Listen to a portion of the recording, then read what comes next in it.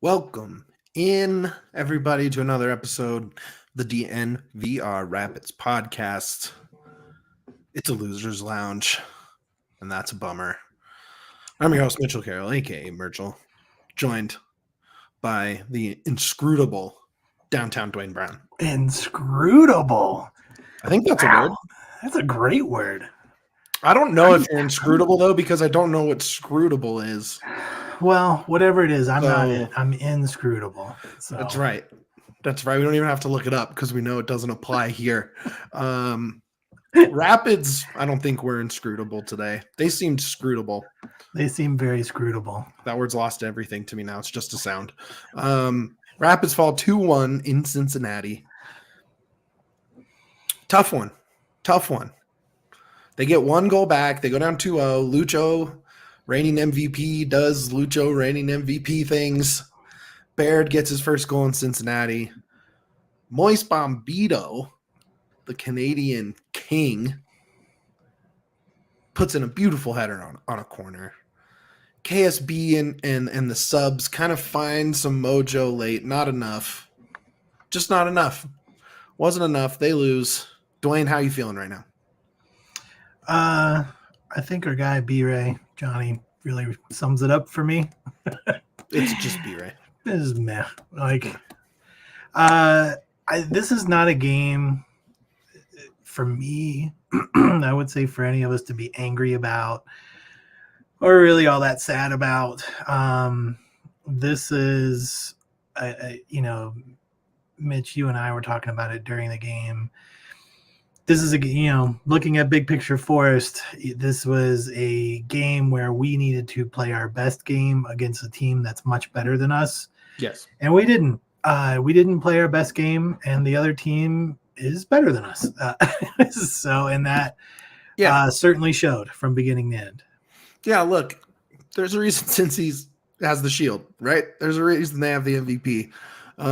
Even losing Vasquez, that wasn't enough to end this team, right? Lucho's the engine.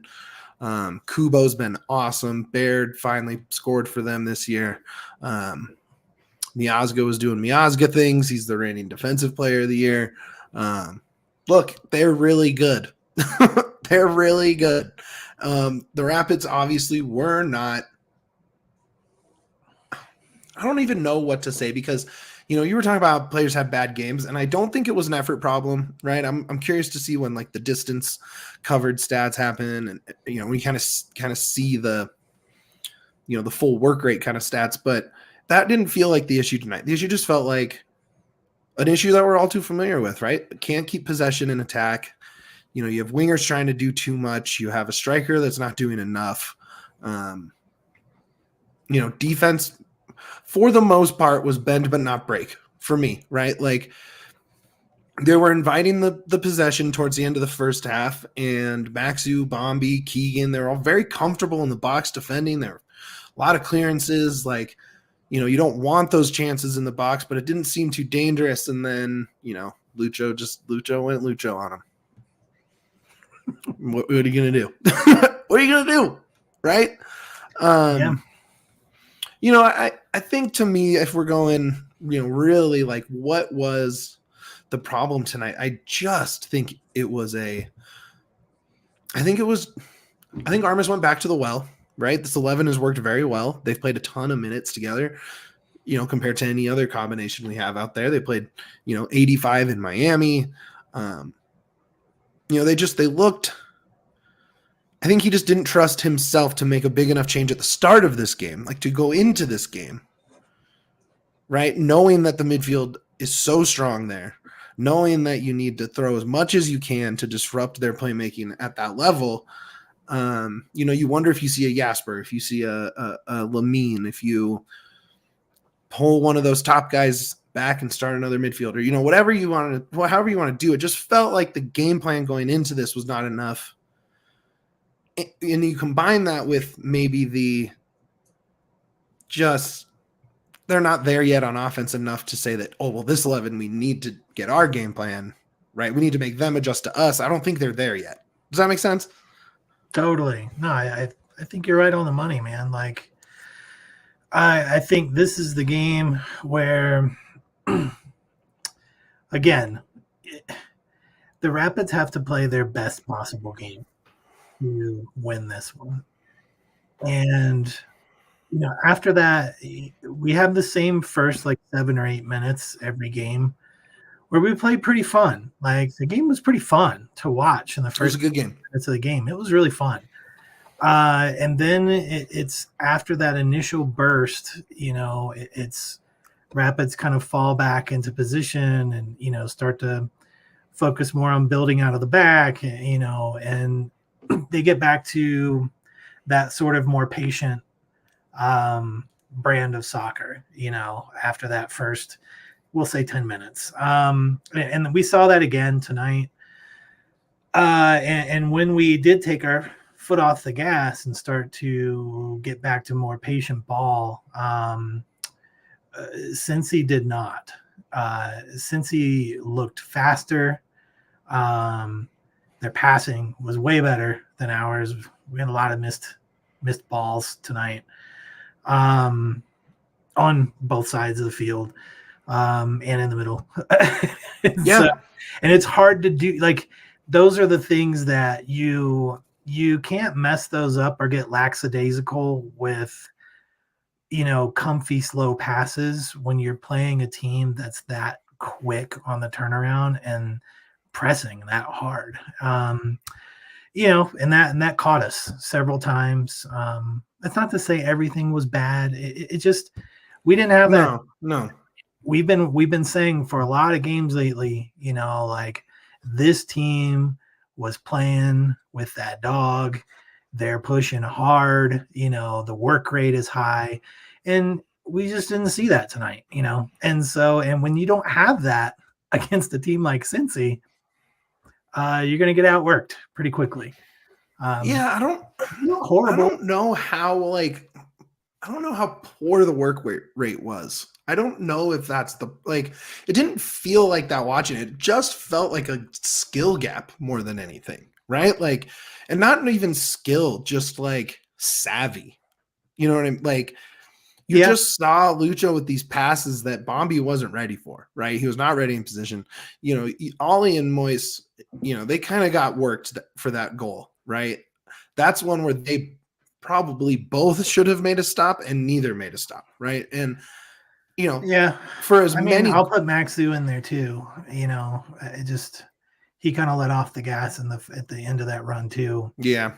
Look, though, I think Moise had a ton of great moments tonight. He had a lot of, you know, long, like, oh no, you're not going to get a break off of this long ball, right? Like, I'm going to come and clear this. You think you're first to it. You're not, because I'm faster than you and everyone else. You know, he had some great headers. The goal was, you know, just that's how you finish a corner, right? Like, textbook, give me more of those.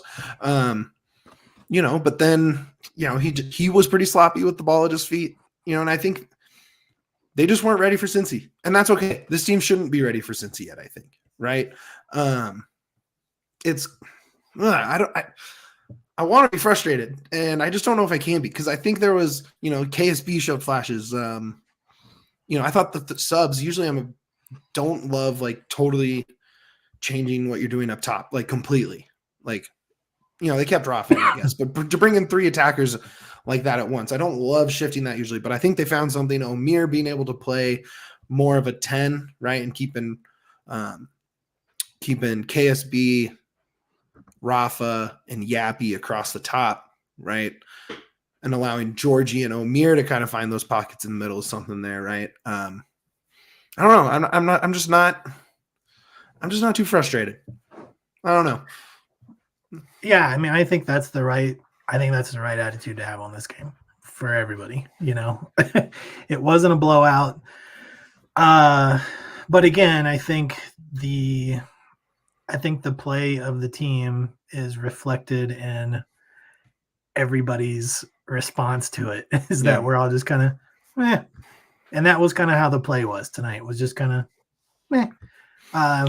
With a couple of exceptions. I actually didn't like the subs. I thought KSB showed his age tonight. I thought he got worked pretty hard. There was a couple where he tried to go 1-on-2 and got and it just stonewalled, like absolutely disrupted. He got worked pretty hard. Omir, I did not think looked very good tonight. I mean, he had a couple of good stops, that were key stops. So let me be upfront and say that key stops where he got very physical, threw his body in the way. So it's like I don't want that to go unappreciated or unnoticed. But outside of that, like he just seemed kind of out of place. Passes were not on. And there's the thing that we'll probably talk about is that, for me, I would have rather subbed Rafa out for Yappy, and I would have rather subbed Ollie out for Giac to see if Giac could get that push up the middle, especially when you're down. I don't know. That's kind of what I was hoping to see, and we didn't see it. And whatever. That's why I'm not an MLS coach. Look, Lamine to me, like if we're not going to see Lamine in this game where you have one of the best players in the league doing kind of whatever he wants, when are we going to see Lamine?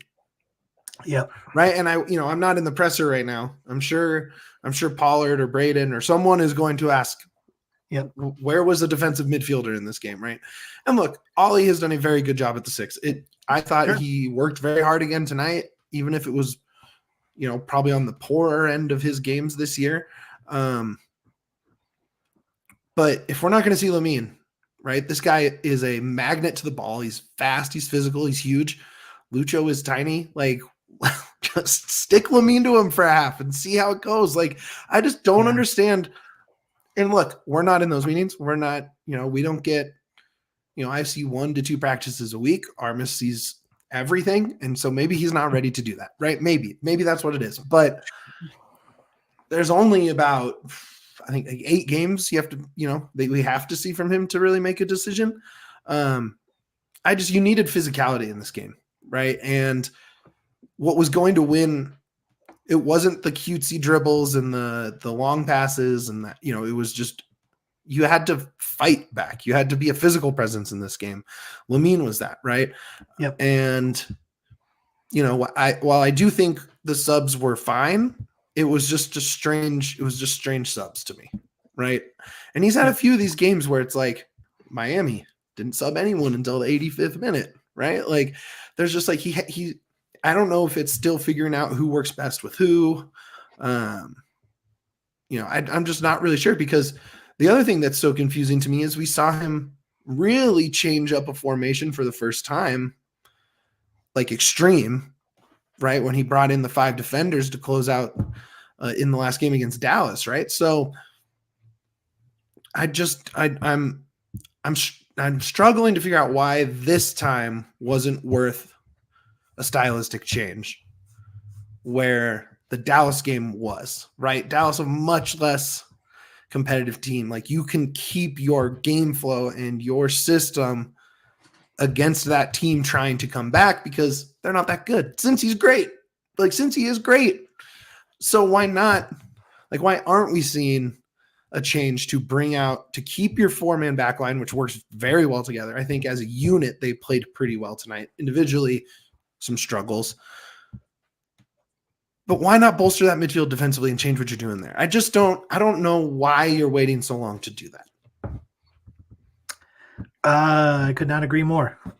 I wish that we could debate about this, but I can't. I wanted to see Lamine come in after the half. I didn't want him to see him subbed in as a late game sub. I wanted him in for the whole second half. I want to know what we have in him. Like I want to see more than 5 minutes at a time. And again, like you said, we're not in those meetings. We don't know why these decisions are being made. I'm sure they're being made for a reason. But as a fan and as someone who is watching the game and trying to look at what things are breaking down, what things are working, to me, it's the same as what you said. It's bring them in, bolster the defensive mid, and then you allow everybody to push up. That allows Bassett to push up further. Bassett was pretty good on the ball, took some shots. He's always going to push up anyway. We were getting cooked quite a bit with their speed and transition. So having him back there, it's just something I would have liked to have seen how different that second half would be with that kind of setup versus what we've played all season, which is not terrible. It's just we're playing one of the 3 best teams in the entire league. So it's that's why. Yeah.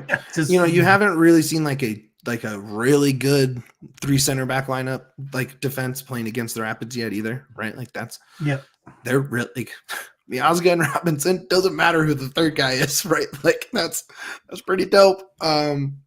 So they still have work to do, right? They still have a lot of work to do. This was they'll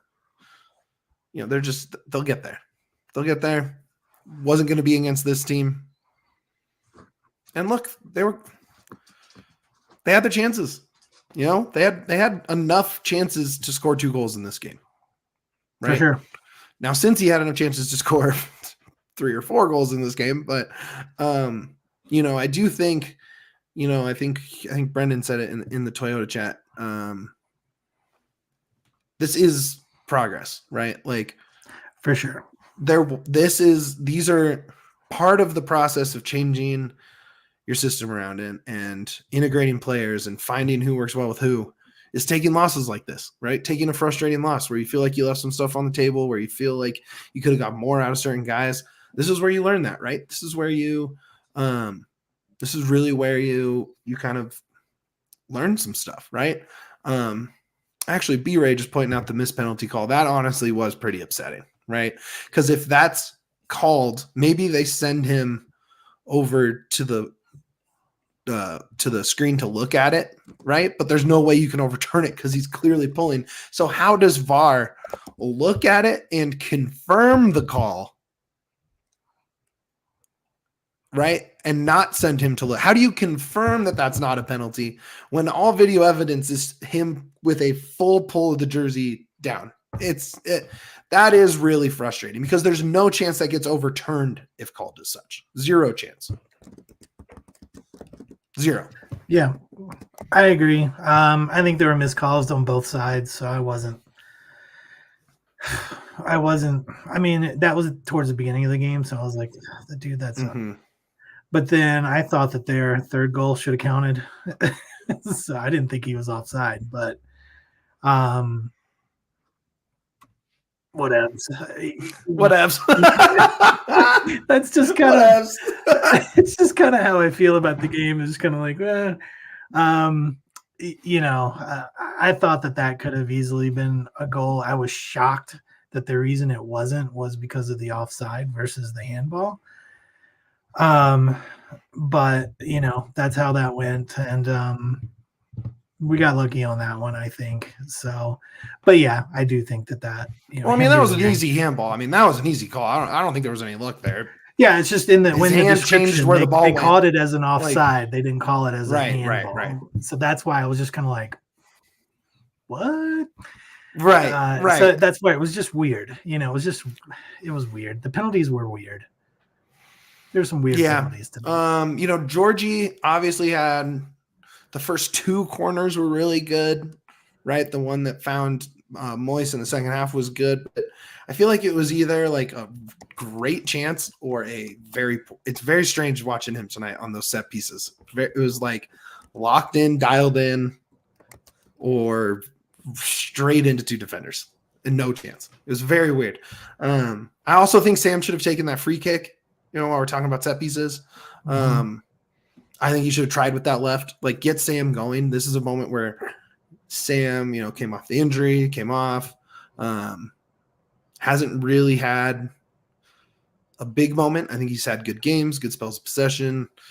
Hasn't gotten dominated outside of that Portland game, really. So, it would have been nice to see him just take a shot, right? Put that left foot, get that, try and bend it in.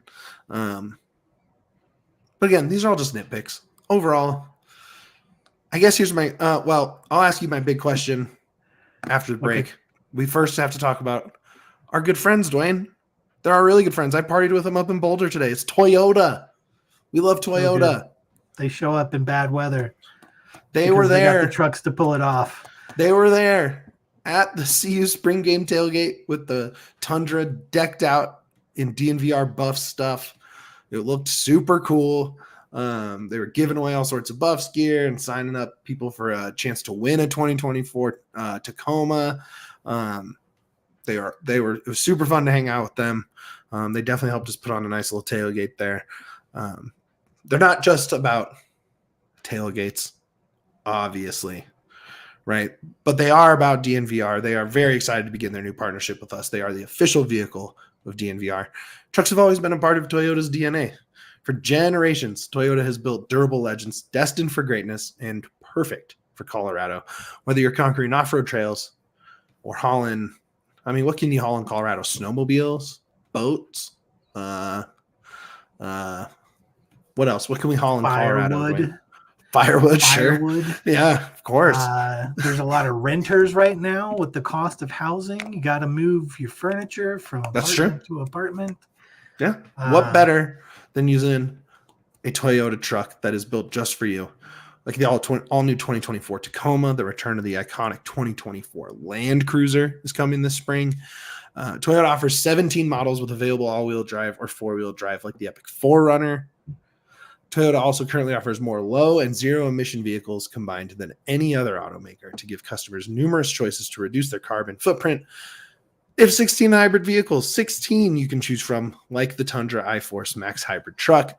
And Toyota SUVs take command on the road and on the trail, so you can explore the road less traveled without sacrificing smooth city rides in SUVs like RAV4 and the Grand Highlander. Visit your Front Range Toyota stores at a location near you. AutoNation Toyota, Arapahoe and Centennial, Corwin Toyota in Boulder, Groove Toyota in Littleton, Mountain States Toyota in Denver, Stevenson Toyota East in Aurora, and Stevenson Toyota West in Lakewood.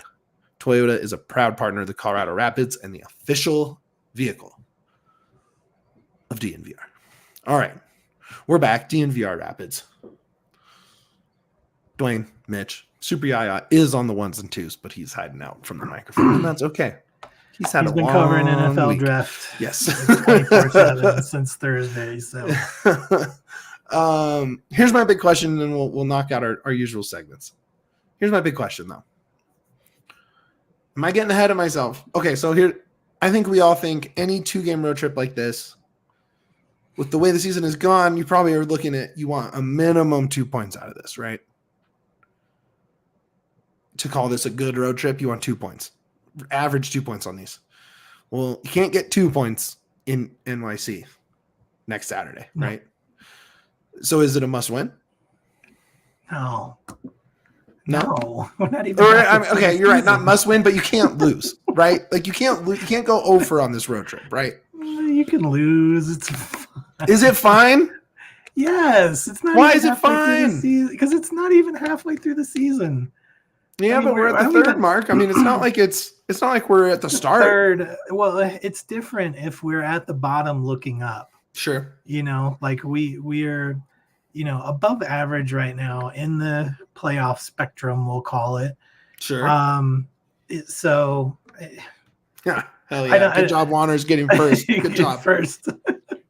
Elite commenting from our guy. Oh, man. Yeah, I think it's a little early for it to be like, set everything on fire, burn it down. I'm not saying that. I don't think you need to make any crazy adjustments. I don't think you need to throw out all new lineups or change your starters even. I don't think you need to do anything crazy. I just think you need to go get minimum a draw. You don't want to start this line. I would love to get a draw. I do think points are very possible next week. I feel much more confident about points next week than I did tonight. Mm-hmm. So I think there's that. But I don't think it's a must win situation. Sure, must win was maybe an extreme word. I mean, obviously we all want points in every game. That's what keeps us up. But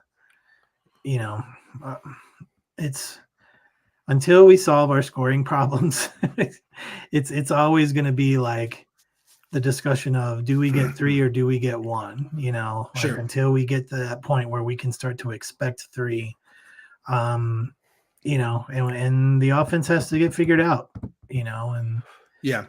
There were some problems tonight. I thought the offense looks worse than normal. I mean, they should have scored in the first minute. Keegan should have buried that header. And then a couple minutes later, Maxu should have buried that header, right? Like, they looked dangerous early, but in possession, they did not look dangerous. And you're right. Yeah. So, look, NYCFC, not nearly as good as FC Cincinnati.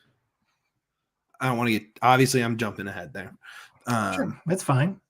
This is a team that I think you can get points from. They have been good lately. Warner is correct, but they're just talent-wise, you can hang, right?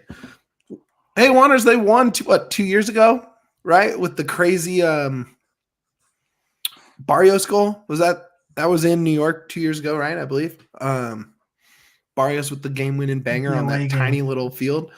So we'll see. Okay. Oh, it was a draw. You're right. All right. My bad. All right. Let's. Who do you think had the best game tonight for the Rapids? If you're just talking about what they did on the field, how it would be graded out. Bombi. Right. That would be my guess too. I haven't actually looked yet. So let's find out. Ooh. Second highest game grade there. Was Bombi? Yep. I think you'll be surprised by this one. I will, because I really wouldn't put anybody in the green outside of Bombi tonight, just from an eyeball test. Like, everybody was just okay. It was Cole Bassett. That's who I would have guessed. 7-6 from our guy, 7-4 for Bombi, 7-3 for Stefan, 7-2 for Georgie. That was the green. Vines and Keegan were right there. Everyone else was just nothing. Stefan is a good call out here, though. I thought he had a great game, honestly. I mean, the first goal was on the defense. The second goal was also on the defense, right? I mean, that was a nasty chip. That was just a good goal. Tip your cap. Made a lot of good saves, kept them in the game. I don't know. Kind of a bummer. Maxu graded out actually worse on the field. No, I lied. Harris did, but it was close. Harris. I thought Maxu was pretty bad also. So yeah. That's why I told you halfway through the game I needed him to take 10 minutes and put the mask on that he doesn't like to recharge, because once he took the mask off the first time, he was playing at super level. So I needed him to recharge during halftime by wearing the mask. I don't think he did it. Okay, so no mask. We need to get the mask back on Mask Sue. And we need to get the C38 scarf back on Armis. I do not like that juju. I don't like it. I don't care if you were wearing a fancy polo, trying to look nice. You took off the scarf of the people. Yeah. And look what happened. That's bad. Look what happened. Juju there. I don't like it. I do not like it. Don't like it at all. I'm upset. Yeah. Look, Wander's right. This feels like a lot more of a last year's game than this year's game, but I'm also, until there's like a stretch where they play like that, right? Where it's like, here comes the old Rapids. I'm just gonna chalk it up to Cincy being awesome. Yeah, the end of the first half was a PTSD moment from last year, for sure. Yeah. I felt the same. I was like, oh no, 2023.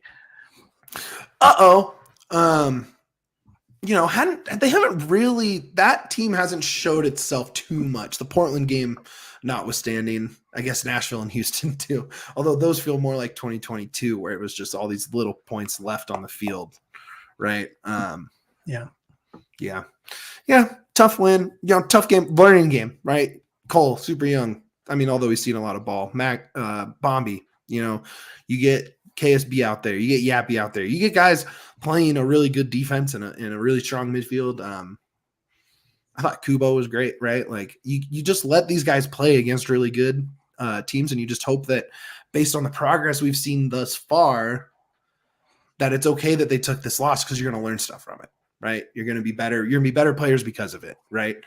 Kubo and Lucho have pulled a lot of pants down out there. You're not the first to get embarrassed by those guys. So chalk it up to what it is. Let's see. Do you have any other? How'd you feel about your guy Cabral tonight? I mean, I thought he was working his ass off. As far as the offense goes, I thought he was doing more than anyone else in the first half. So if it's 2 games in a row where he's worked hard, it hasn't paid off. I truly thought he was going to score a goal tonight. Me too. I felt like it was going to be there, and it wasn't. We still struggle when it comes to actually scoring goals across the front. But out of the offense, I thought he was the hardest worker, certainly in the first half. I didn't think the offense looked good, so let me preface it with that. But out of what we got, I thought Cabral worked pretty. You know who I think they really missed tonight? I think they missed Connor Ronan a lot tonight. I think there was a lot of rushed passes, rushed possession, forced too much. And I think if you had that fourth midfielder out there versus kind of forcing Omir in there or making Rafa do too much playmaking, I just think it would have opened up a lot. I really do. This was kind of the first time where I was like, oh man, kind of miss Ronan. Like they've been humming without him, right? So it's been okay. Yeah. But tonight was the night you would have really liked to see him out there and just be able to play 4 possession guys, right? Yeah. Yeah, we talked at length about Diak already. Oh, yeah, that was a whole segment early. And you are correct. Yes, but you are right. Yes. That's exactly who we were doing. Yeah, it's just crazy that he hasn't played yet. It's kind of the cliff notes of that conversation there. No, you're good. You're good. Yeah, it's the exact correct comment. Yes, because we agree. Honestly, that's kind of my biggest takeaway is probably should have, no, Wanderers, you don't even have to go back and listen. I'll tell you right now. Probably should have played Lamine tonight. Might not have changed the scoreline, but it would have just made it look. It's just another thing we could have seen, right? We need, I know what this 11 can do that we saw tonight. I think we all know what this 11 can do because we've seen it. We've seen it play well. We've seen it play not so well. We kind of know how this 11 works together because he's given it so many minutes. I want to see something new. I want to see that 4-4-2 we've been talking about, right? I want to see a diamond. I want to see Lamine with 3 midfielders that can handle possession. Let him be the guy that just is the freight train in midfield. And then have Yappy and Rafa up top. I don't know. I just think there's a lot you could have done, and it's just kind of lame that you played it safe with the 11 we've seen. That's kind of where I landed, is just you can experiment still. It's still a young team in that they have only played 10 games. So, yeah, that's funny. It's kind of like those dumb Broncos "She Wants the D" shirts that people sell outside. Something there. Or something there. Tough. Yeah. Tough. Any other players we're missing there? We talked about Steph, talked about Cabral. Ollie was pretty good. How about Keegan? Keegan and Vines, I think. Keegan he doesn't have the speed he used to, right? And he didn't always have a ton of speed. So, you're going to kind of find some moments where you have to be really technically perfect, and he was off on that second goal, obviously, or he just wasn't as on as you would want him to be on that second goal. Yeah, it's just chalk this one up, Yeah, it was a lot of meh. That's, Yeah. it wasn't horrible by any means. We played a team that was better than us, and when you're playing that team, you got to put out your best game, and we just didn't. So Yeah. Yeah, man, the East is just good. East is really good. I think the West is gettable, and the East is yikes. Like whoever comes out of the East for the Cup is going to be battle tested, I think is the term you want to use there. Yeah, and that's another reason to be whatever about this game is it's not a 6-point game, it's a 3-point. Right. Because of what Wanners is saying. It's cross conference. It's not as painful as a Western Conference loss. Yeah, and you're right, and that's what's nice. That's why I'm like, I think because we know we're better than this, it's why I'm I'm not encouraged, but like why there's this learning phase of the process, right? Like knowing that we've seen them play better and have possession better and get the wingers more involved, and it's just they're gonna learn from it, hopefully. Like you said, crazy good team, crazy good conference. Could have been better. It's good. Yeah. I think what you're saying is, and you said it earlier too, is this could be a very good loss for us. It's a weird thing to say, yes, but it's a cross conference. If you're going to get a loss, let's do it outside of the West. But also get back to, we can't win unless we score goals. We can't rely on PKs from Rafa, selling falls and stuff. Like it's the offense has got to be better. Set pieces. I know that we scored on one, but it's like set pieces I thought were not great tonight. And that's usually a Rapids, that's an advantage Rapids situation. Yeah. And it just wasn't there tonight. So, it's just one of those games where it's a reality check, Yeah. It's a good reality check. I think there were some results that make it sting a little less when you look kind of across the league. Galaxy getting shut out in Austin, you like that. Seattle losing in DC, you like that. Vancouver only gets a point from Red Bull. RSL beats Philly. That's dumb. Dallas currently up on Houston. That's enough. That's one that goes the Rapids way, right? Minnesota up on SKC, Nashville and San Jose, whatever. Who cares? Okay, so LAFC in Portland is that's the big one tonight. We'll see how that goes. See if that helps out the Rapids at all.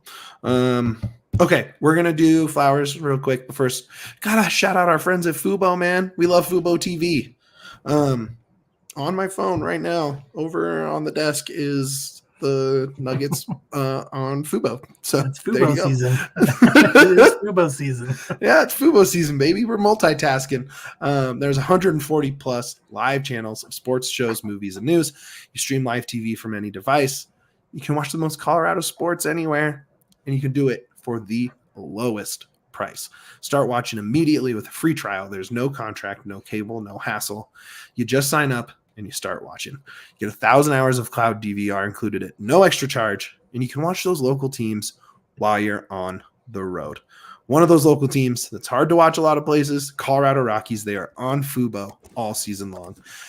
Obviously, you just had all the NFL draft coverage of the last couple of days, NHL playoffs, NBA playoffs, golf and tennis and all this stuff coming up for summer, baseball, Euros, Copa, the Olympics. Ever heard of it? Pretty big deal. And you can watch it on Fubo.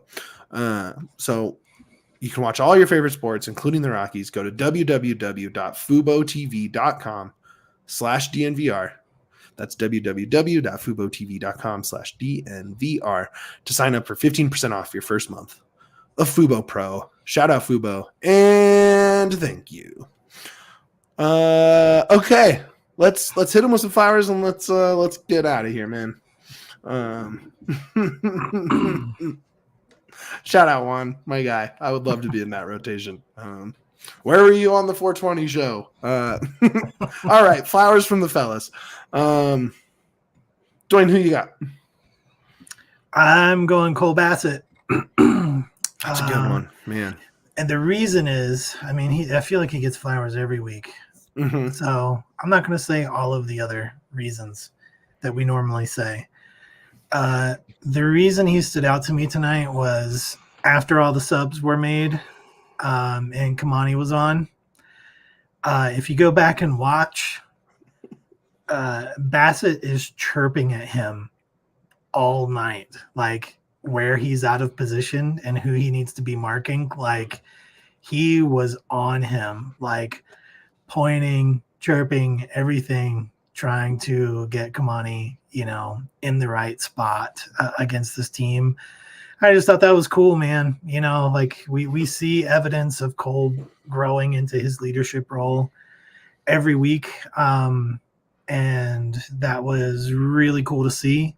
In addition to all the other Cole things that he does. But that was the reason for me tonight, was just really cool to see him pushing the younger guys when they got on, being that leader that they need to have, Yeah. Got to have that voice. And he was there tonight.